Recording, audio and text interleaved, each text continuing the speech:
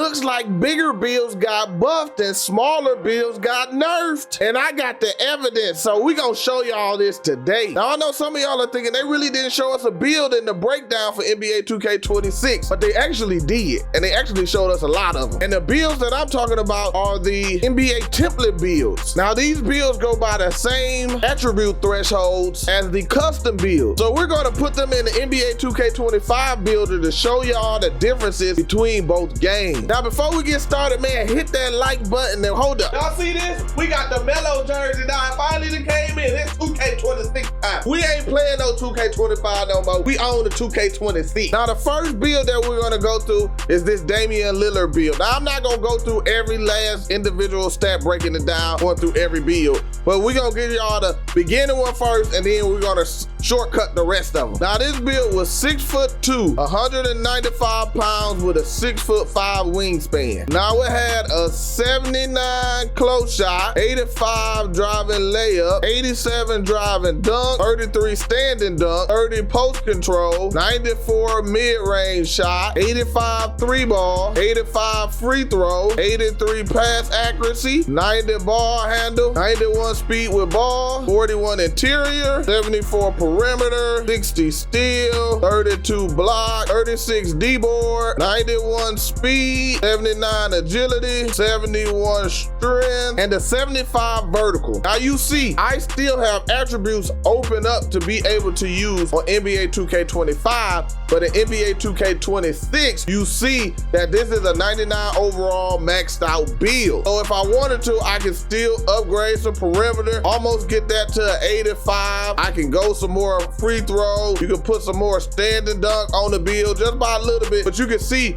the difference that they nerf when it comes to the 6'2". You get a decent amount less animations in NBA 2K26 than you did in NBA 2K25. Now we got another 6'2" build that I'm gonna show y'all too. Now this is a Baron Davis build, and I'm not gonna go through every individual one. I'm just gonna show y'all what it looked like once I get finished with it. Okay, this is the Baron Davis build in NBA 2K25 stat for stat, and you see we still got a lot that we can do with this 6'2". Listen, if you decide that you want to, and don't get me wrong, I like this build in NBA 2K26. This is a nice build, and I like my point guard, my guards to have a little rebounding on them. But if you wanted to go more pass accuracy, you could go to an 88 pass accuracy, then update the free throw to an 82 so you can have a better free throw since it's green and miss on free throws. And then listen, you can put more block on there or just a little bit, or even, you know, it's just a lot of stuff that you can do extra on these builds. You can take that 87 down, and now you can update your block, pretty much max out your block, max out your interior, but we ain't gonna get into all that.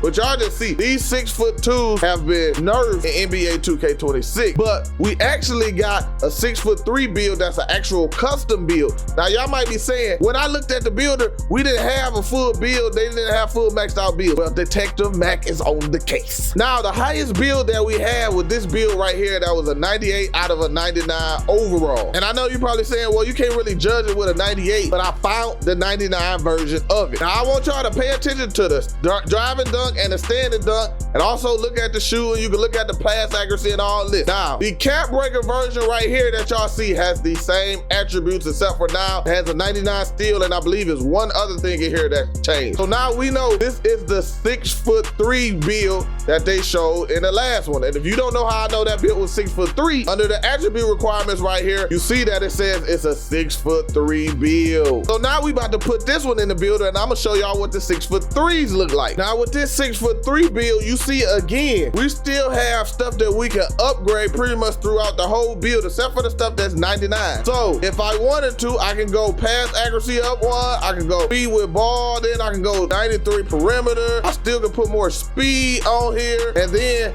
if I wanted to maybe update my interior, if I wanted to take off speed, and then I can upgrade my interior and my block. Like I say, it's a lot that you can do, or you have a lot of attributes that you have left over in NBA 2K25 compared to NBA 2K26. So we saw that the 6'2" got nerfed. We saw that the 6'3" got nerfed. Now let's go look at the 6'1", because this is kind of crazy. Now for the 6'1", we got Steph Curry. And again, I'm just gonna show y'all what it looked like in the build and not waste your time. So hit that like button for me, please. Now I upgraded this build from top to bottom, and if you see, I can't get the 81 agility at all on this build. I can get the 34 strength, but I'm just shy from actually being able to get this 81 agility, meaning that the 6'1" got a slight, very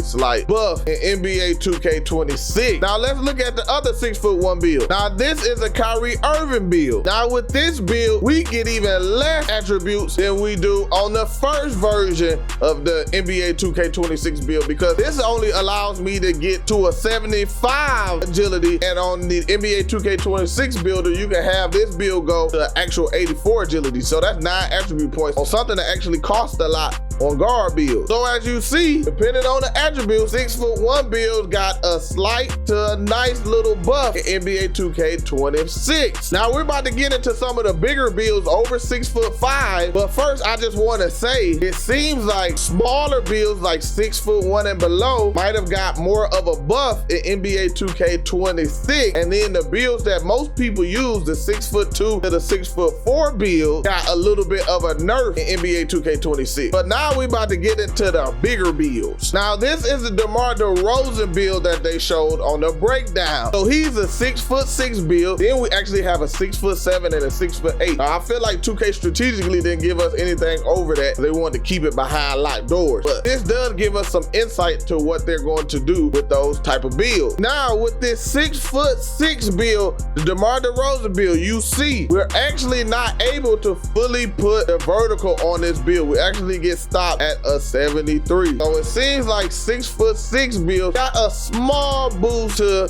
their attributes, maybe 1 or 2 attribute boosts. But if you see, if I go to the free throw, it maxes out with just 1 free throw. We know how cheap usually free throws are. But now we're going to move up to the 6'7" point guard Magic Johnson build. Now this is a 6'7" PG, by the way, and when I upgrade the stats for this build, you see the vertical actually are 10 attribute points down. We're only able to get to a 56 vertical on this build, and then if I upgrade it to the free throw, you see I get to a 78 free throw. So it seems like we're probably like 9, a little bit more than 9 attribute buff for 6'7" builds, at least for the lower attributes of vertical, even though vertical does cost a bit for 6'7" build. Now this is the final one. This is the one right here, the Carmelo Anthony build right here. Now this build is at 6'8", 240 pounds, 6'9" wingspan. So we about to put this one in for the last one to show y'all what the differences is on the 6'8". Now for the Carmelo Anthony build, you see for 6'8", we actually are a couple attributes shy from being able to get that 65 vertical. Now again, we know vertical costs a little bit more for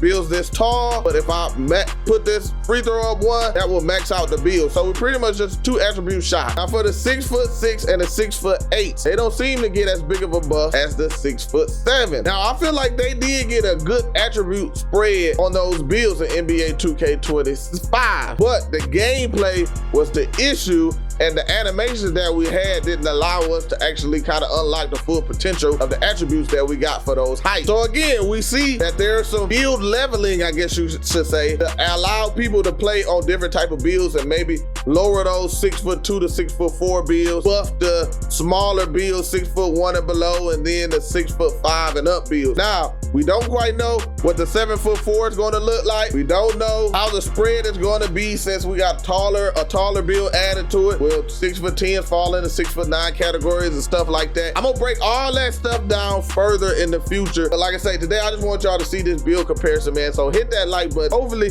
this opens your eyes to how they wanted to bring build diversity in NBA 2K26. So hit that subscribe button, man, and be on the lookout for more content, man. Later.